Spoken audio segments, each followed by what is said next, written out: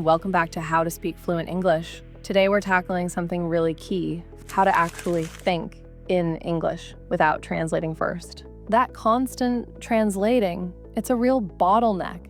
It makes you feel slow, maybe less confident, and things just don't sound quite natural. That's why learning to think directly in English is a crucial goal for fluency. It leads to smoother speech and more confidence. In this video, we're going to look at simple but powerful stages and techniques to train your brain to bypass that translation step and just think in English. Let's really dig into why this is such a game changer. I mean, faster speaking is obvious, but what else? Think about how native speakers talk. They aren't translating, are they? The sentences just sort of form naturally. When you start thinking in English, your brain begins to pick up those patterns, those natural ways of putting words together. It's not just speed, it's about understanding and using the English structure. Your brain stops trying to force English words into your native language's grammar rules. It starts building sentences the English way automatically, and that naturally leads to a big confidence boost, faster responses, smoother flow. You just feel better speaking. No more painful, awkward silences while your brain is catching up. So it's about efficiency, sounding more natural, and feeling more confident. But what about listening? Does thinking in English help with understanding too? If your brain is already working in English mode, you process what you hear much faster. You're not doing that double step of hearing English, translating, then understanding. You're already tuned in, like being on the right frequency. And pronunciation, that helps there too. When you start hearing English sounds and phrases internally like native speakers do, it influences how you produce them. You get a better feel for the rhythm, the intonation, the music of the language. This all sounds amazing, but for learners stuck in that translation habit, it feels like a huge leap. What are the common roadblocks? The biggest one is simply the reliance on translation itself. It's a habit. If your first instinct is always to think in your native language and then translate, your brain never gets the practice thinking directly in English. It's like learning to ride a bike. You need to take the training wheels off eventually, right? You have to let go of that crutch. Another big one is focusing too much on grammar while you're trying to think. Trying to make every sentence perfect in your head just jams up the works and slows everything down. You get so caught up in being correct that you lose the actual thought. And honestly, even native speakers make grammar mistakes all the time. Communication is usually the main goal. So just get the thought out in English first. Worry about perfection later, or maybe not at all sometimes, pretty much, especially when you're starting.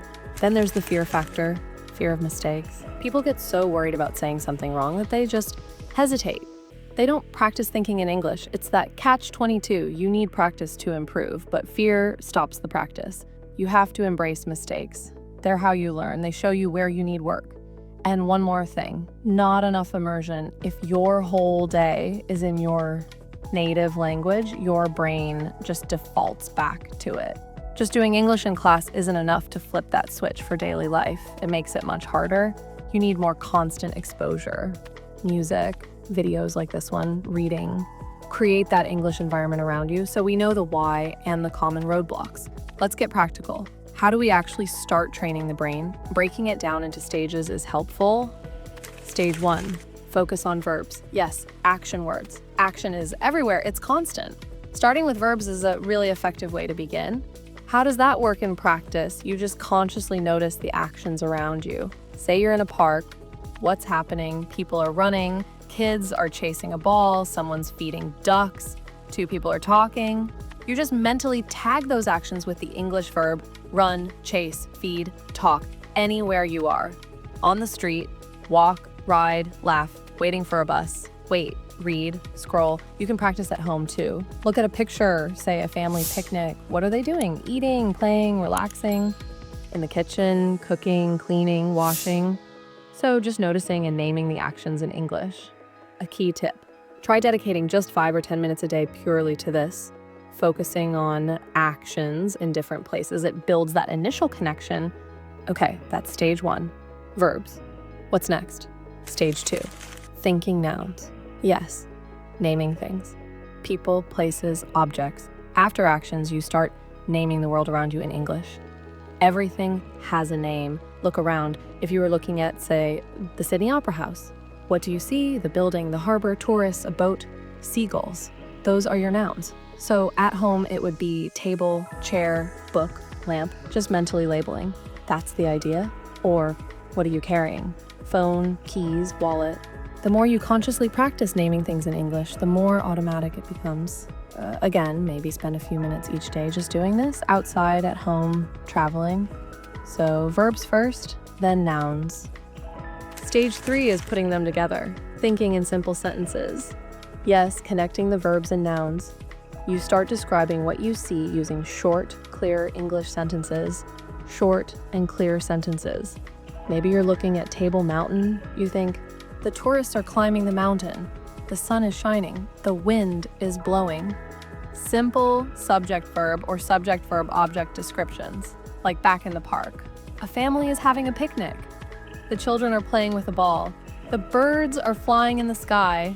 That's exactly it. As you get more comfortable, you can make the sentences a bit longer, add more detail. Maybe near the Brandenburg Gate. A group of tourists is taking pictures. Some people are listening to a guide. Others are checking their maps. Still simple, but connecting ideas. The practice tip here, maybe 10 to 15 minutes a day, consciously describing your surroundings in these full, simple sentences. So we have verbs, nouns, simple sentences. What's the final stage? Stage 4 is thinking in paragraphs, bringing it all together. This is like telling a little story in your head or painting a more detailed picture. You move from those single sentences to a more connected description in English. Yes, creating a narrative flow. Imagine you're on the Great Wall of China. Like instead of just thinking tourist walking, you might think, wow, I'm on the Great Wall. The view is incredible. The mountains stretch for miles and the wall winds over them. Lots of tourists are here taking photos, walking along. I hear different languages. There's a nice breeze. See?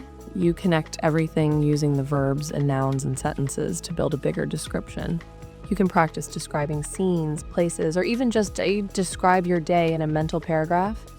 I woke up, I made coffee, I read the news. It helps organize thoughts sequentially in English. These stages give a really clear path, but are there other exercises we can do alongside this? Lots of smaller things add up. As I said, just keep naming objects around you in English whenever you think of it. And this might feel weird at first, but talk to yourself in English. You can do it out loud or just in your head. Describe what you're doing as you do it. Okay, now I'm chopping the onions. I need to find the pan. See how that forces you to find the words in the moment? It really helps. Also, try using an English to English dictionary. Instead of translating back to your native language for a definition, it keeps your brain thinking within English, connecting English words to other English words and concepts. That keeps you immersed. And remember, start simple. Simple sentences first, then build up. Try to cultivate that inner English voice. Have your internal chatter be in English. And of course, keep surrounding yourself with English input. Videos, books, all of it helps. So it's the stages plus weaving these smaller habits into daily life. Consistency is the name of the game to make it stick. So what daily habits can really help lock this in? Try bookending your day with English thoughts. When you wake up, plan your day just briefly in English in your head. Okay, first meeting at 9 o'clock, then I need to, and at night, review your day in English. Today, I did X, I felt Y. It frames the day in English. Starting and ending with English is a powerful habit. Set a specific no translation time, maybe 30 minutes a day, where you really try to only think in English, no exceptions. It might feel tough initially, but it's great practice. Also, that talking to yourself thing. Try doing it out loud for a few minutes each day. Narrate your actions. Talking out loud, and use English mentally during routine stuff. Cooking, driving, exercising. Instead of zoning out in your native language, think about the activity in English. Okay, turning left now. Need more salt. Use those mundane moments as practice. And maybe keep a simple English journal. Just jot down thoughts. What happened during the day? Don't stress about perfection. Just practice expressing yourself. These daily habits are really powerful if you stick with them. But it won't always be easy. What about challenges like falling back into your native language? Yes, that's the most common one. It's habit. As I said, the key is patience. When you notice you're translating, just gently redirect yourself back to English. Even if it's just one word, just gently guide yourself back. And the English to English dictionary helps break that translation dependency. Another challenge is getting stuck not knowing a word. It's frustrating and you just stop. Instead of stopping, try describing it. Use simple English you do know. Can't think of refrigerator, say the cold box for food or the thing that keeps milk cold. Describing around the word that keeps the English flow going. It's a great strategy. And finally, motivation can dip if you feel like you're not progressing fast enough. If it feels like you're stuck, try to track your progress somehow. Look back at your journal entries from a month ago. Record yourself speaking now and then and notice how long you can go in that no translation period. Seeing improvement, even small steps, is a huge motivator. So patience, describing unknown words, and tracking progress are key when facing challenges. Now, you might have heard about something called the PPE method: plan, prepare, execute. The PP method is a great framework for applying all of this in real-life situations. Plan is basically what we've been talking about. Consciously training your brain to think in sentences, narrating things around you, summarizing your day in English. Plan is the active practice part. Then prepare is about getting ready for specific times you know you'll need to speak English. A meeting, a phone call, even ordering coffee beforehand, think about it. What might you need to say? Prepare some phrases, sentences, vocabulary. Even just Googling common expressions for that situation helps. Maybe practice with a tutor if it's important. It's like a mental rehearsal or even practicing out loud beforehand. This primes your brain. Then comes execute. That's just doing it. Speaking in the real situation. Use what you prepared. Use the English you know. It's about taking the plunge. Focus on clear communication. Start simple if you need to. Then try adding details or telling little stories. The key is actually using the English you've been planning and preparing. It builds confidence through action. Plan, prepare, execute. It's very practical. Plan the thinking, prepare the specific language, execute the speaking. It really ties it all together and emphasizes taking action. This really demystifies thinking in English. It's not magic. It's a skill you build. Absolutely. It takes time, patience, and consistent effort. It's a journey. So for everyone watching who wants to make this shift, here are some final words of encouragement.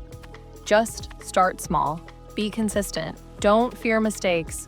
They're proof you're trying. Even just a few minutes of focused practice each day adds up and makes it easier over time. Thinking in English is a journey, and like any skill, it takes consistent practice. By following these steps, starting simple, building sentences, thinking in more detail, making it a daily habit, using resources, and staying patient, you can truly train your brain to think directly in English without the need for translation. This will make a huge difference in how fluently and confidently you speak. Remember, the key is consistency. Practice every day, even if it's just for a few minutes. Don't be afraid to sound imperfect or make mistakes. They are opportunities to learn and grow. Start practicing today. If you found this video helpful, please give it a thumbs up. Don't forget to subscribe to the channel and hit that notification bell so you don't miss any of our future lessons on becoming a fluent English speaker. Let me know in the comments below, what is one tip from this video you are going to try first? I'd love to hear your plans. Keep practicing, stay curious, and I'll see you in the next lesson. Happy learning!